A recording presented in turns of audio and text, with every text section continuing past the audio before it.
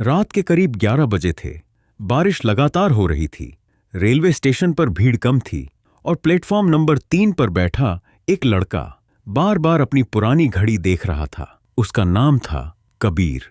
आंखों में थकान, चेहरे पर उदासी और हाथ में एक पुराना बैग। वो किसी का इंतजार कर रहा था, लेकिन शायद जिसका इंतजार था वो कभी आने वाली नहीं थी। कबीर ने जेब से एक छोटी सी फोटो निकाली। उस फोटो में एक लड़की मुस्कुरा रही थी, रिया। कबीर के होंठों पर बस यही नाम आया और उसकी आंखें भर गईं।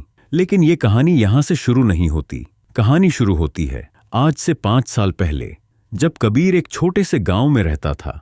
पिता की छोटी सी सिलाई की दुकान थी, जिससे मुश्किल से घर चलता था।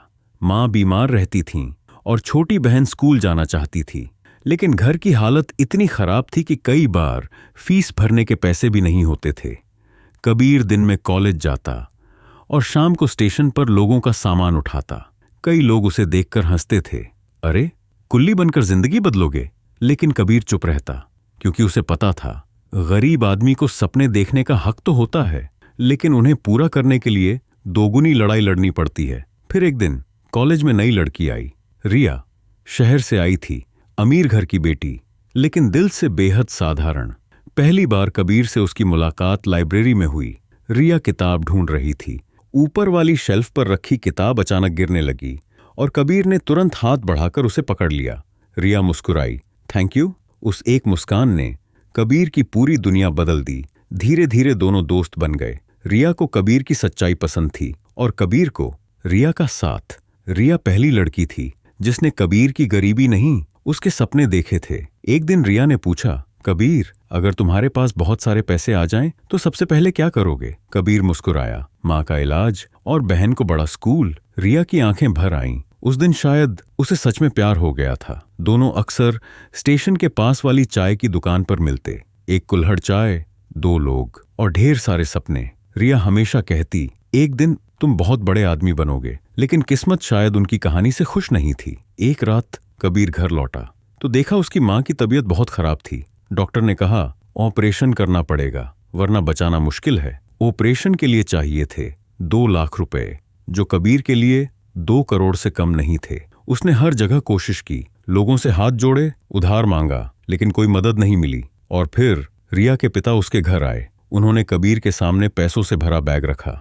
ये लो 2 लाख रुपए। कबीर की आंखों में उम्मीद चमकी, लेकिन अगले ही पल रिया के पिता बोले, बदले में तुम्हें रिया की जिंदगी से हमेशा के लिए जाना होगा। पूरा कमरा शांत हो गया। कबीर के हाथ कांपने लगे। एक तरफ माँ की जिंदगी, दूसरी तरफ उसका प्यार। उस रात कबीर बहुत रोया, इतना रोया कि शायद जिंदगी में कभी नहीं रोया था। और अगले दिन वो बिना रिया को बताए शहर छोड़कर चला गया। रिया पागलों की तरह उसे ढूंढती रही। हर स्टेशन, हर गली, हर दोस्त से पूछा, लेकिन कबीर कहीं नहीं मिला। रिया टूट चुकी थी। उसे लगा कबीर ने उसे धोखा दिया। धीरे धीरे वक्त बीत गया। उधर कबीर ने अपनी जिंदगी पूरी तरह काम में झोंक दी। दिन रात मेहनत की, छोटे मोटे काम किए, फिर खुद का बिजनेस शुरू किया और कुछ सालों बाद वो एक सफल इंसान बन गया। लेकिन अंदर से वो अब भी अधूरा था, क्योंकि कुछ लोग जिंदगी में चले तो जाते हैं, लेकिन दिल से कभी नहीं जाते। उधर रिया की शादी तय हो गई। लड़का अमीर था, विदेश में रहता था। शादी से एक दिन पहले रिया अपने पुराने कॉलेज गई। वहीं लाइब्रेरी के कोने में उसे एक पुरानी किताब मिली। उस किताब के अंदर एक चिट्ठी रखी थी। रिया ने कांपते हाथों से चिट्ठी खोली और जैसे जैसे वो पढ़ती गई, उसकी आंखों से आंसू गिरते गए। चिट्ठी में लिखा था, रिया, अगर कभी ये खत तुम्हें मिले तो समझना मैं बेवफा नहीं था। मैंने तुम्हें छोड़ा नहीं, मैंने तुम्हें बचाया था। उस दिन अगर मैं तुम्हारे पिता की बात नहीं मानता तो मेरी माँ मर जाती। मैं कमजोर पड़ गया रिया, मुझे माफ कर देना। चिट्ठी पढ़ते ही रिया फूट फूट कर रोने लगी। उसे पहली बार सच पता चला। उधर उसी रात कबीर उसी स्टेशन पर बैठा था जहां वो पहली बार मिले थे, क्योंकि अगले दिन वो हमेशा के लिए विदेश जाने वाला था। बारिश हो रही थी और तभी भीड़ के बीच कोई भागते हुए आया। कबीर ने नजर उठाई। वो रिया थी, शादी का लाल जोड़ा पहने, भीगी हुई, सांसें तेज।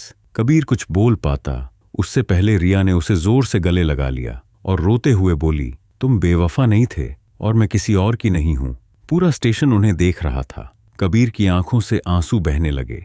उसने कांपती आवाज में पूछा, बहुत देर तो नहीं हो गई? रिया मुस्कुराई, सच्चे प्यार के लिए कभी देर नहीं होती। लेकिन कहानी का सबसे बड़ा मोड़ अभी बाकी था। उसी समय रिया के पिता वहां पहुंचे। कबीर डर गया, उसे लगा सब खत्म हो जाएगा। लेकिन रिया के पिता धीरे धीरे कबीर के पास आए और उसकी तरफ वो पुराना बैग बढ़ाया। कबीर ने बैग खोला, उसमें वही 2 लाख रुपए थे।